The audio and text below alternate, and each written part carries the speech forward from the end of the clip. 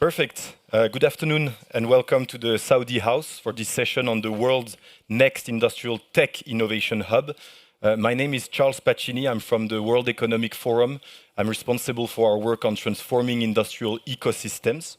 So today's conversation will focus on what it actually takes to build and sustain innovation ecosystem in an industrial context. And we're going to explore this from three parts. First, we'll start with the history of innovation at Aramco. It will be interesting to understand the in-house innovation that's happening in Aramco, and then the venture capital side that's complementing the Aramco strategy. Then we'll talk about Dhahran specifically. So why Dhahran and why now? Trying to understand what fundamentally differentiate Dhahran from other industrial ecosystem. And then we'll look at the next step that are being taken to attract startup, to mobilize capital, and to try and move technology from pilot to scale deployments. So I'm very fortunate to be joined by Madi Haladel, which is the Chief Executive Officer of Aramco Venture. And we will be joined at a later stage by Hamad Al Khoaitir, which is the Executive Vice President Technology and Innovation at Aramco. So you'll really have the two perspectives from the in-house to Aramco Venture. So Madi, let me start with one question on the history of innovation at Aramco. How do you approach innovation at Aramco? Okay, good evening. It's good to see almost a full room at 5:30 p.m. It means there's a lot of interest in innovation and tech. So, innovation and technology in Aramco is not new. Aramco is a company that has been exploring for energy for the last 90 plus years. And if you look at just the book reserved, if you go back 40 years ago of Aramco, it was about 266 billion barrels of oil reserves.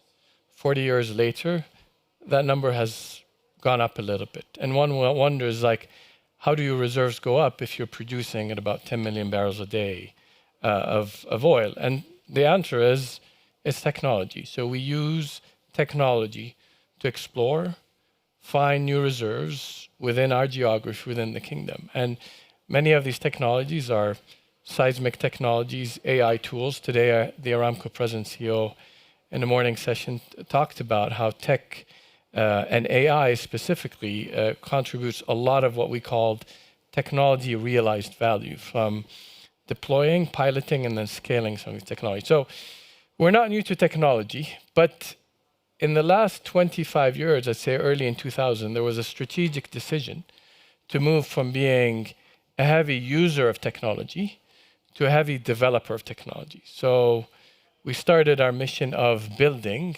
our own R&D centers. And the thinking was, go where the talent is. So that journey took us to Boston, Detroit, Michigan, as we worked on novel technologies for reducing particulate matters coming out of cars, enhancing the efficiency of engines. Boston is where we do our upstream subsurface research.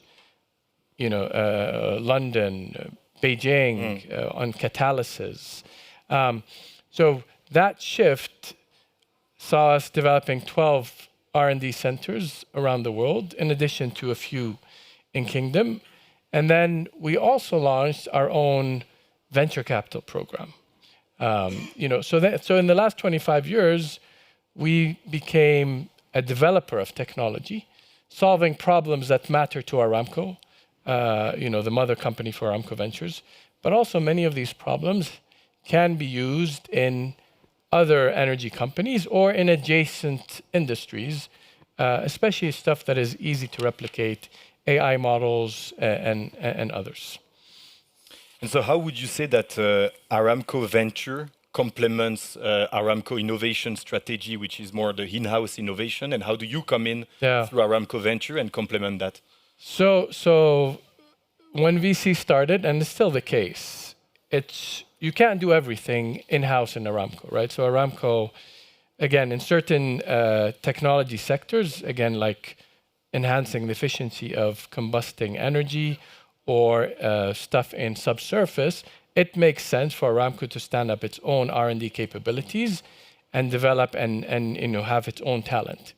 But you can't be good at everything. You can't have R&D in everything. So we look at VC as a way of outsourcing R&D.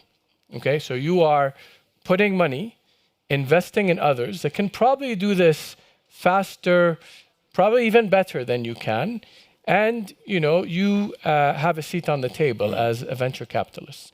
So that's one way of us outsourcing. So we do, though, in many of the cases, especially if they're developing solutions in what we call strategic venturing for us. So stuff that we can actually deploy in Aramco to solve problems in Aramco. We do have our R&D folks, our engineering folks, help some of these startups either enhancing their capabilities, or sometimes you actually redefine the problem statements in which they're working. Okay, so sometimes when we find that they are hitting an area where it's probably not going to lead to a result that is meaningful, we work with them collaboratively to help. And sometimes we've had even in few cases joint IP developed between some of these VCs and our own R&D program. And do you have some concrete example from some of the companies that you've invested in, and then the technology was used by Aramco, or do you have those bridges, for example? Yeah, absolutely. So, I can think of many, but just to give some examples, again, if I use, subsurface, we invested in a Norwegian company called Inflow Control 10 years ago now. And this is another point around being patient. This is kind of this small orifice that you can put in wells, in laterals, that based on viscosity can tell if water is now encroaching into the wells and shuts off autonomously. Okay, so preventing water coming up to the surface, which is a lot of costs. More water means more treatment, means more CO2 emissions. So by addressing the encroachment of water or gas subsurfacely with this technology, these autonomous valves, then we avoid a lot of unwanted consequences, and we can still produce that energy without the undesired gas or water. So that's one.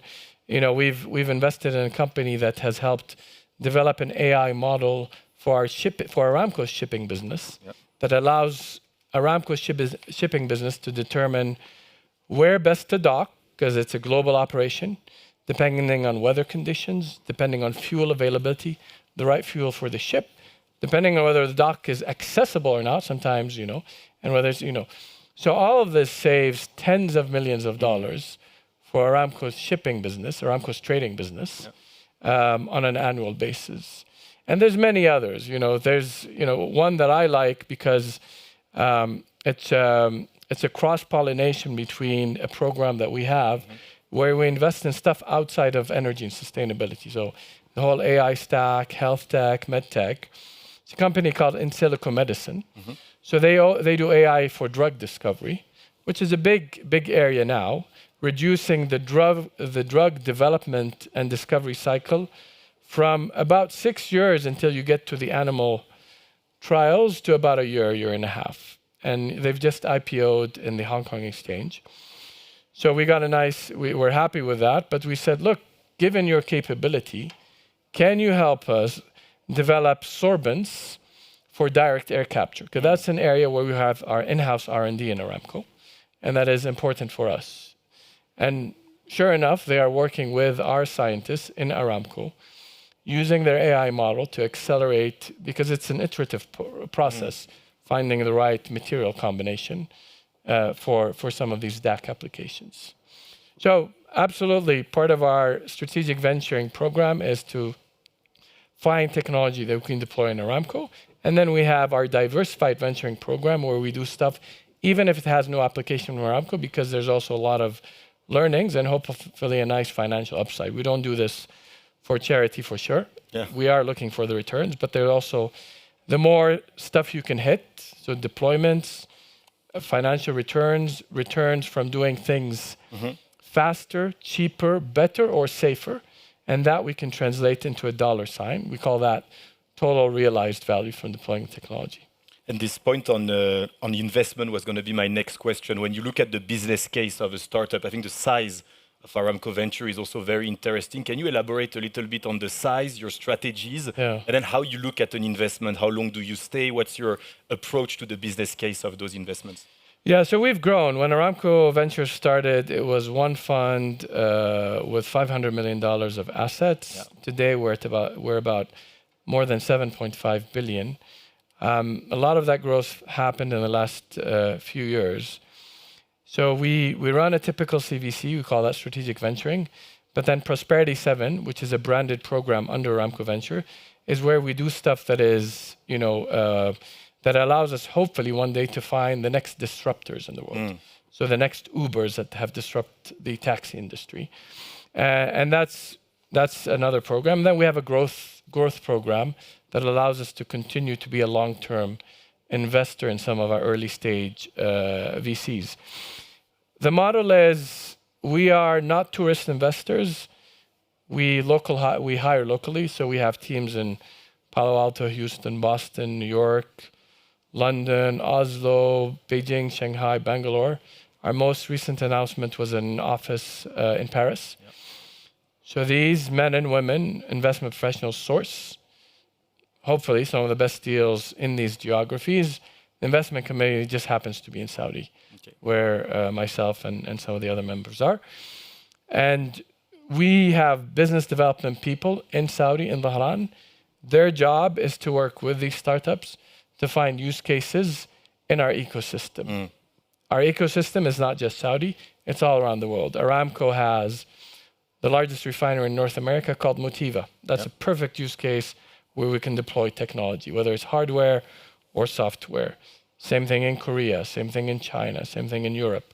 So that's a business model. It has worked well. It has allowed us to scale from this one fund to 7. And so far, I think it has been a nice winning recipe for us. And this last part is very interesting because often startups in that space struggle to get access to industrial assets, to try things, to pilot things.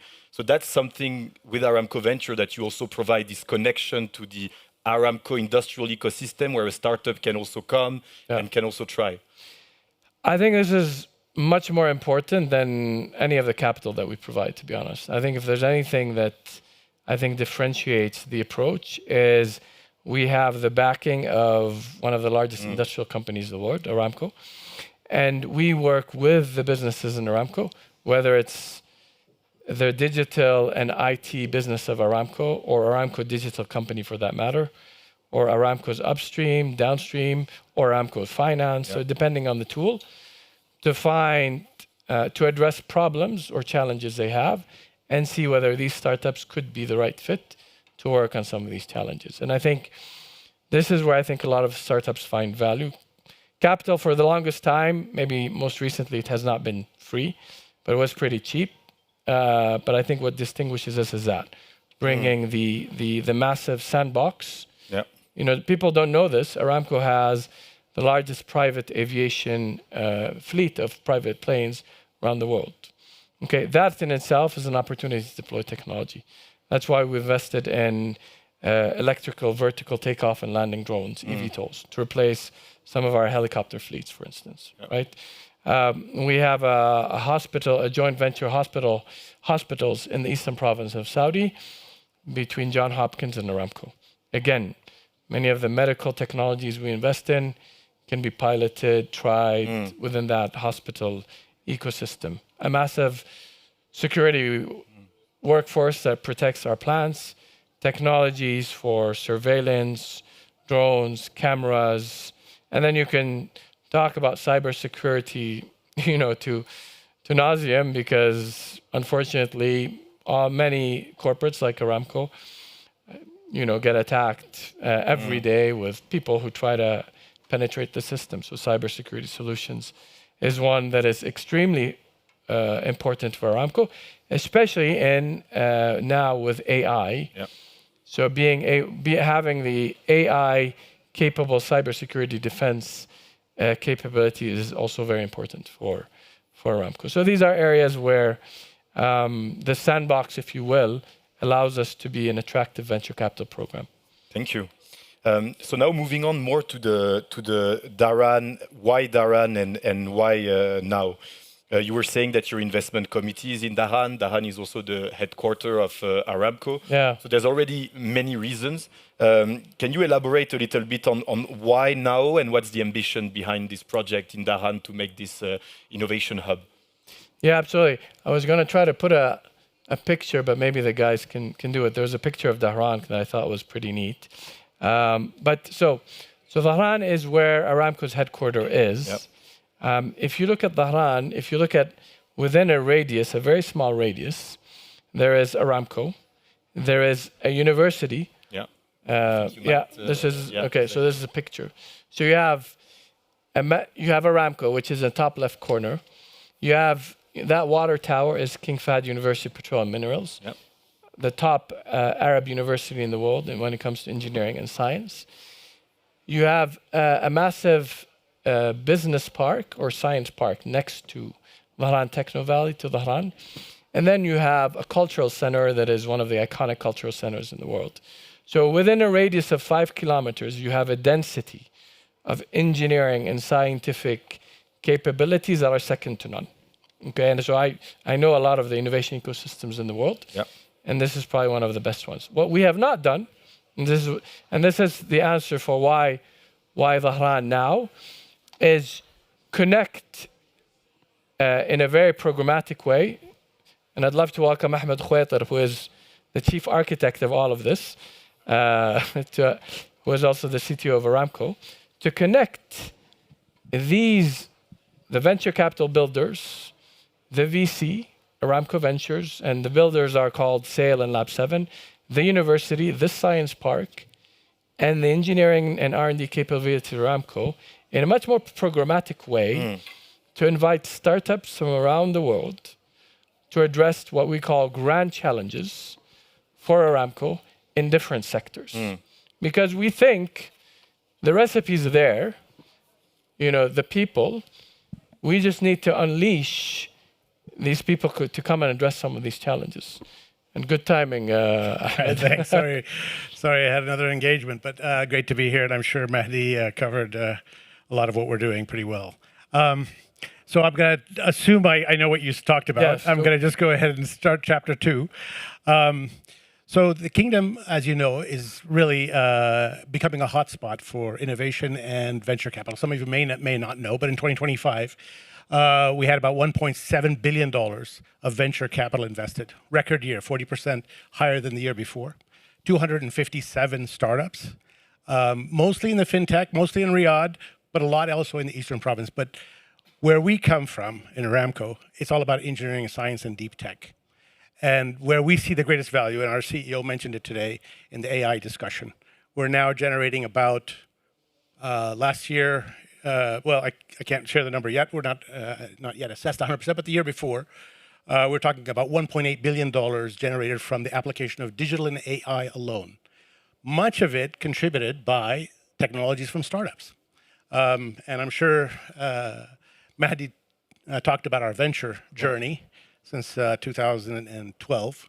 We've grown our venture investments, and they have been delivering strategic value for the company in terms of applications of technology. So it's always a win-win for us to invest in the technology and then to apply the technology. And of course, for the startup, there's a great win because there's nothing more important than that first sale, that first market penetration, which is the hardest barrier for entry for any new technology, is really that market, that first market. And that's what we offer as a company. We offer the ability to be the first market, and not only the first market, but one of the largest markets for these types of technologies. Because as you know, deep tech has a big challenge in terms of, it's not a B2C, it's B2B, and it is much more capital intensive. And so you cannot scale deep tech without partnerships, either government or large companies, and typically it's very rare unless you're in a very, very, I would say, active venture capital market like, say, West Coast USA or Boston or China. Otherwise, anywhere else in the world, very, very difficult. And what we want to do in Dhahran is leverage this opportunity where we are spending $50 billion a year on capital investment every year. That is a concentration rare in any other place in the world. And that decision to invest that money is happening in one place. It's not a market where you have to deal with thousands and thousands of consumers or even businesses. So this is an important area for us. Now, not that $55 billion is spent on tech. No, we understand that a share of that is, but enough is spent on deep tech to enable the scaling up of high-risk technologies.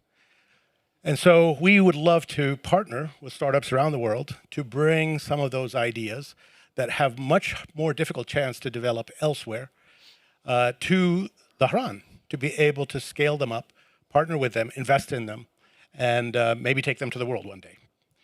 We've done that in a few cases. Yeah. I don't know if you mentioned Grok. Yeah. No, I haven't mentioned Grok. I mentioned others. Yeah. So Grok is a perfect example of where we invest in a company. Its valuation goes up.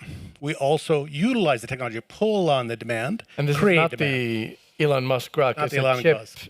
GPU This is a for inferencing. This is Yeah. an inferencing chip company, which was just sold to NVIDIA for $20 billion. So we made a good multiple on that.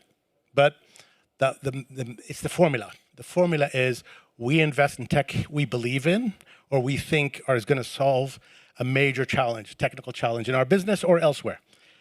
And then we help it succeed. We find ways of piloting it or testing it. We link it. We support its links to others, perhaps in some cases.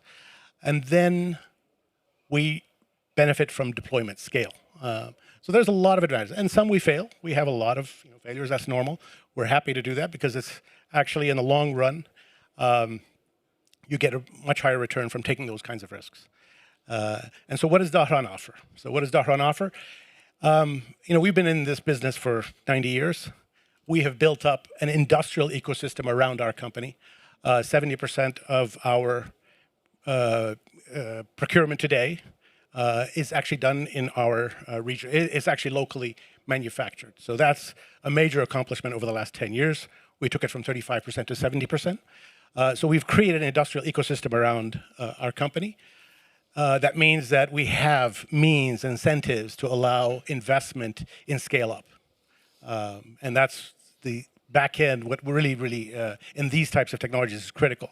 It's not just enough to prove one pilot. You've got to create a manufacturing line in some cases, and you have to have large investments in that case. And there are means of investment, whether it's our own or partners in the kingdom that can help do that.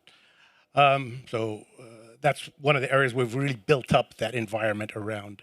And many, many other areas in the world are actually deindustrialized. So you actually have to, if you develop a technology in some of the other locations around the world, you've actually got to move somewhere where you can actually turn it into a manufactured good or whatever, and that's difficult in some environments today. So we are offering, that kind of a. The other thing is we invest in technology. We spend. I guess I can share the number. About $1.5 billion in R&D. In-house. And it's very concentrated in our own in-house R&D. So it's very concentrated physically and geographically in the Dhahran area and also in a few of our research centers around the world where we tap into specific areas of talent. So our own R&D effort contributes to the advancement of or the technologies that we are partnering with.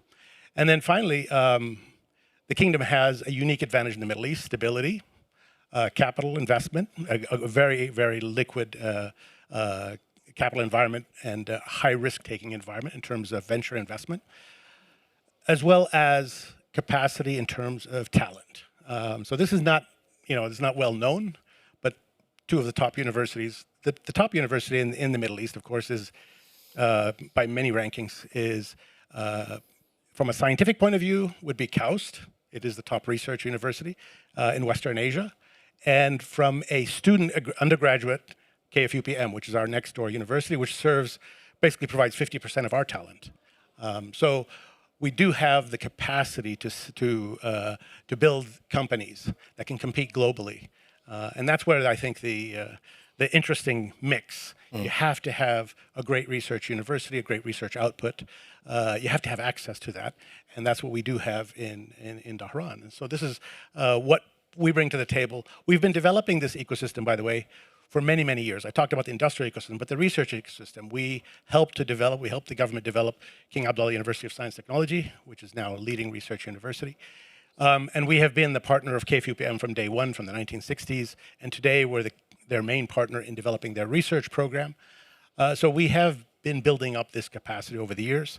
We have brought venture capital into the kingdom early on, and especially in technology. So we started WAD back in 2011, the venture arm, the Saudi venture arm of Aramco. And WAD has been investing in technology in the kingdom over the years. And we are bringing that to bear on the opportunity that we want to create around Dhahran. And the idea is, as we did with our industrial ecosystem, I can share with you that the industrial ecosystem gave us huge advantages in the market. One, although it started out more expensive for us, in the end, it brought our procurement and our costs down, our cost inputs down. And it created more competition, of course. And number two, when we faced a challenge, and the biggest challenge was in 2019, when we had the attacks on our biggest plants, our biggest facilities, Abqaiq and Khurais, some of our biggest oil and gas facilities. The analysts predicted it would take 6 months to come back online from the damage that was seen. We were back online in 11 days. And that's through a lot of good engineering and having our supply chain right next door, being able to bring everything back. Now, we weren't up to full capacity for another 30 days.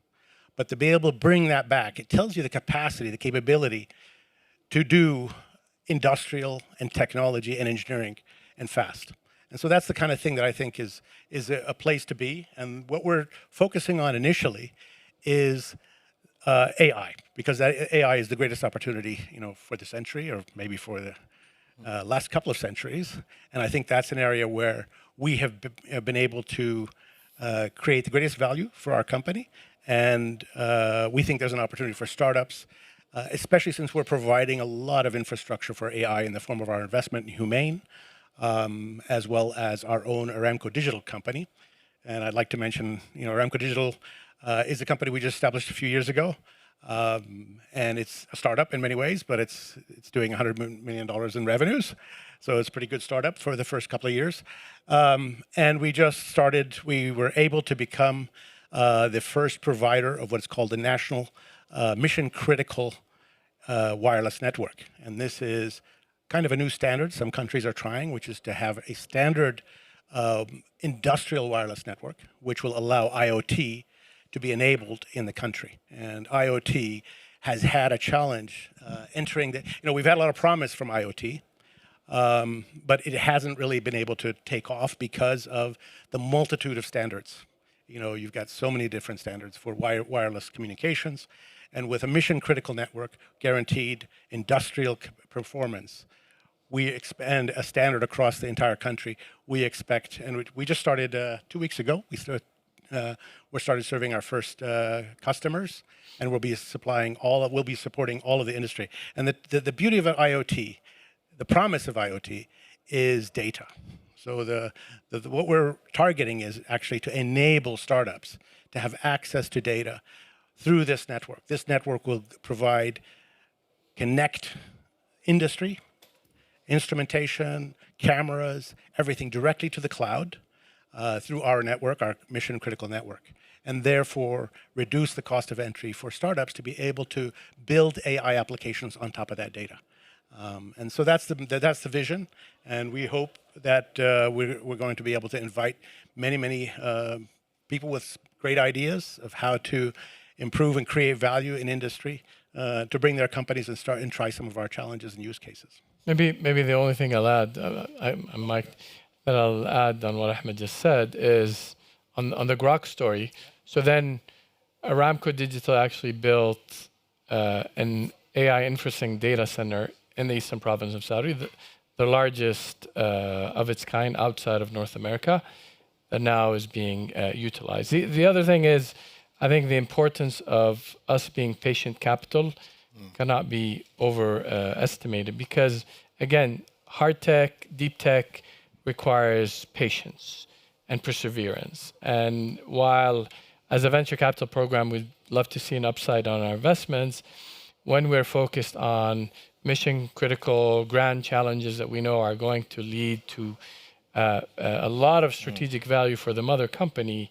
We stay the course. Okay, so for us, it's more than just the immediate upside for 4 or 5 years later, if we believe the startup is stacking something that is critical. So that patient capital is something I think it is very important. And then maybe the last thing on the topic, and then we can get to the grand challenges, we have a slide on them, is, you know, I talked about the 5-kilometer radius in Dhahran, but if you take another 75-kilometer radius, you have some of the largest industrial complexes in the world, between refineries, upstream stabilization facilities, gas oil separation facilities. Again, massive opportunities for the technologies that work to scale, whether these are hard tech, software solutions, you know, in our data control centers and others. So the Dhahran being the nucleus, but there's a radius that you can kind of, that it can permeate from, that is also very enabling to what Ahmed was talking about. Thank you very much. You've touched on a lot of a very strong topics. I mean, the industrial ecosystem, the governance, the universities, which are key for innovation hubs. I'm quite interested by the collaboration between the two arms that you represent from an innovation point of view. You have technology and innovation in-house from Saudi Aramco, and then you have the venture capital arm. How are you going to combine and work together to make this a success? So from day one, these two groups have been actually working very closely together. In fact, when we started the ventures, we chose not to have the CTO oversee, and that was because of best practice, to make sure that it was financially independent, to make investments independent. And so there's always that risk. You have that tension to make sure that, you know, the best investment is one that's going to be, is still going to be around 10 years from now. So you want to make sure that it's, you know, first, that it's really a good, sound financial investment. And CTOs tended to pick favorites, you know, because that's the technology they're working on. They love it. So we kind of avoided that. But at a certain point in time, we realized that, you know, one way or the other, we need to invest in technology in our R&D programs, and the best option would be if something was already, you know, don't invent something that's already invented. And so we brought our technology organizations back together again. We brought R&D and venture capital into one organization. We'd always been collaborating though, so we have a process for investment. Includes, of course, the due diligence, which the R&D, if it's a deep tech, is engaged in very directly. And if it is a core technology, they are actually sit on the investment committee. The proponent of the technology will sit on the investment committee. So it's a very you know, the governance is very good for us from a business point of view in terms of achieving strategic alignment. Of course, if the technology is not in our core business, we tend to be a little bit more, you know, kind of, let's just say higher. We give some allowance for risk in those kinds of investments, especially for disruption, where things are kind of disrupting our business. We are willing to go a little bit farther and higher risk. But the main way that we are actually measuring our contribution is we use the same measure of value generated for our venture capital as well as our R&D. So if a technology is deployed in the field, we do an audit of the technology after the deployment, only after the deployment. And we calculate the value realized from the deployment of that technology, whether it's an in-house technology developed or an investment company. We treat them the same, as if, you know, we treat our R&D, internal R&D, as investments, basically. So we actually have an investment, what we call a capital program in the R&D to invest in technologies. And we see the return on those investments. So we treat it as a portfolio. Some are in-house and some are out. And we have the same measures called TRV. That's the value I mentioned before in terms of AI, but the entire portfolio, which includes many of the deep tech technologies, is approximately $4 billion in 2024. And so we measure the same number, and I think about what was it, $300 million contributed? $300 million, yeah. Yeah, for 300 Aramco million Ventures. Just from the deployment of the from the deployment, not the capital appreciation of Yeah. those investments. Just from deployments within, was done by Aramco Ventures, contributed to that $4 billion.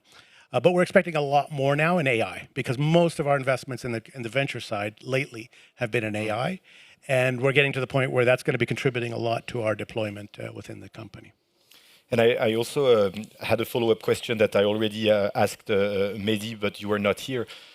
One of the value that's very interesting is the connection to the industrial assets of Aramco and the proximity to many of those very powerful industrial clusters.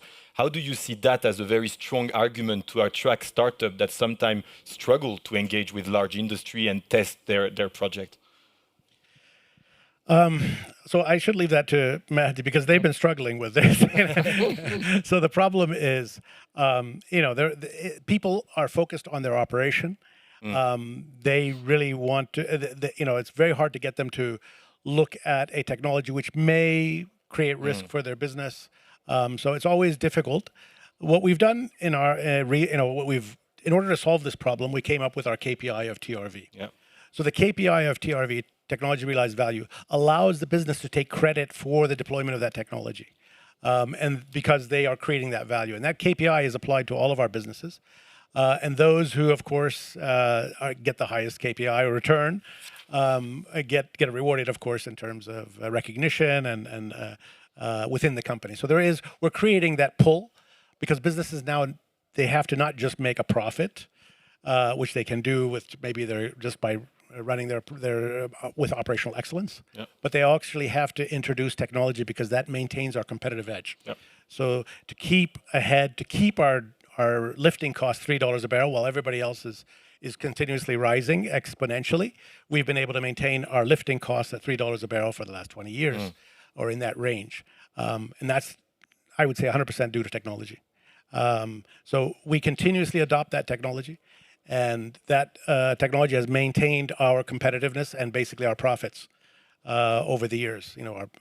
Incredible. So we need to keep incentivizing our businesses to adopting the latest technology, and that's what we've done. The KPI is basically take some risk, and you'll get rewarded, and that's the way we need to do it. Now, it's still very difficult because there's a downside if something doesn't work always. So we want to make sure that we mitigate those risks for our businesses. But it's been working for us, and we're going to continue with what we're doing right now with even greater. Now that we have this as a publicly announced number, now there's even more pressure on us to deliver those numbers. And so maybe, Mehdi, one last question from me before we open to the room. You already have, I think, more than 300 companies in your portfolio. Right. Are you planning to already use this base and try to bring some to Dhahran? And how do you really see the concrete steps to build this ecosystem now? Yeah, no, absolutely. We want to connect these existing portfolio companies who today, some of them have a home in the kingdom, either a first home or a second home, to the new startups we want to invite as part of the grand challenges. And maybe this is, I don't know if it's clear, maybe it's small, but this is the first set of industrial. We will be launching this formally soon, of industrial AI grand challenges, where we are going to be inviting startups from around the world to help address some of these challenges. And if you can address them for Aramco, I'm sure that these solutions can have meaningful applications elsewhere. So for those interested, I recommend scan the QR code. Stay tuned. There'll be a big announcement, but tell us who you are. Are you an entrepreneur? Are you a VC? What do you do? And then in due course, we'll reach out. There'll be a massive, big campaign and a big event in November in Dhahran, where we hopefully will have some 100 startups from all around the world, from east to west and center, who will come to showcase the solution they've developed to help address some of these grand challenges that I quickly showcased here. So please do scan the code. But so we are building on the capabilities of startups that are part of the portfolio that we have today, and of course the engineering and scientific capabilities that exist within the mother company, Aramco, to invite these startups to come and become part of the ecosystem. I think there is, for the last 25 years, we've invested in ecosystems outside, whether it was capital, hiring, R&D centers, and we feel this is the right time, given where the kingdom is and the appetite in the kingdom to become a major player in the tech domain, to invite not only our portfolio companies, but many others from around the world to come and be part of this journey. Thank you. Is there any question? If yes, you can just raise your hand. Yes, please. If you can also introduce yourself. I can take the unaware. Hi, I'm Noya Chen. I'm a assistant professor in Denmark. My research is focused on AI using healthcare. And I have friends who have moved from Europe and China to Saudi Arabia to work there.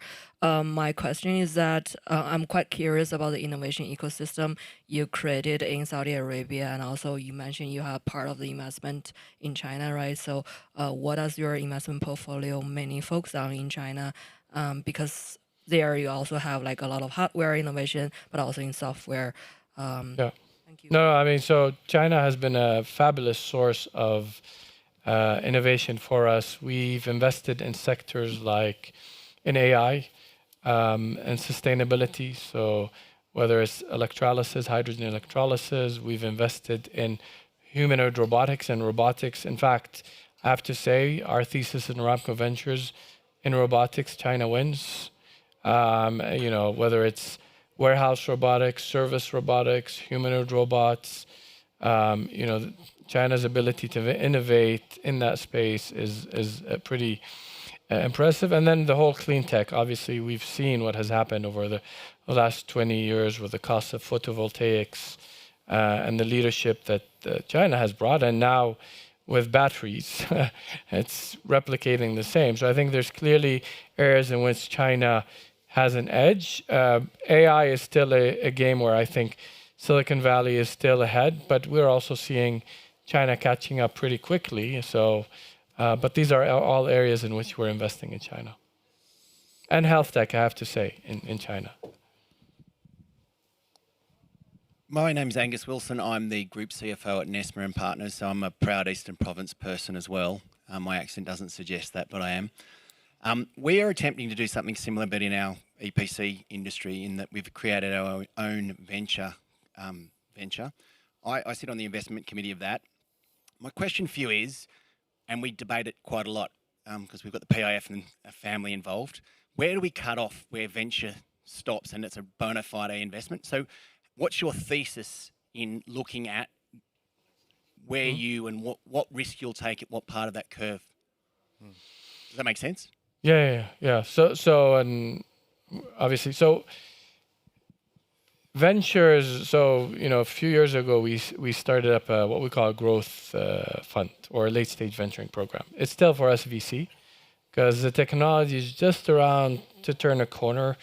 We can see that it's going to get EBITDA positive. We can see how that, but it's still not fully in the money. So that's where our late stage venturing program plays a role. I think it's the blurry line, to be honest. Okay, so it's not clear. But for us, my simple way of saying, if you're EBITDA positive, on track, it's probably you're no longer a VC play. Yeah. Yeah. So for us, I mean, we have two decisions. One is it a bit of positive? And two, do we want to be in that business? So that's a very important point. And in our case, we have a strategy where we are looking at diversifying our business beyond energy, adjacent but beyond.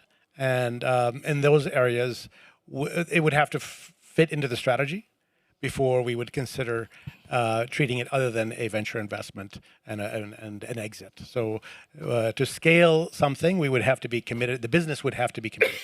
There would have to be a business that wants to acquire it ultimately, or have a large stake in it. And so that's another kind of bar or criteria that needs to be met for us to take the larger investments. So digital in this case, for example, does meet those demands because digital is a big area for us. We can see a high growth in the region, in the kingdom. We see a lot of adjacency. We're one of the biggest customers for digital services. So we can see a lot of benefit for leveraging and therefore acquisitions and such are on the table for us for these digital investments that we make or these AI investments we make.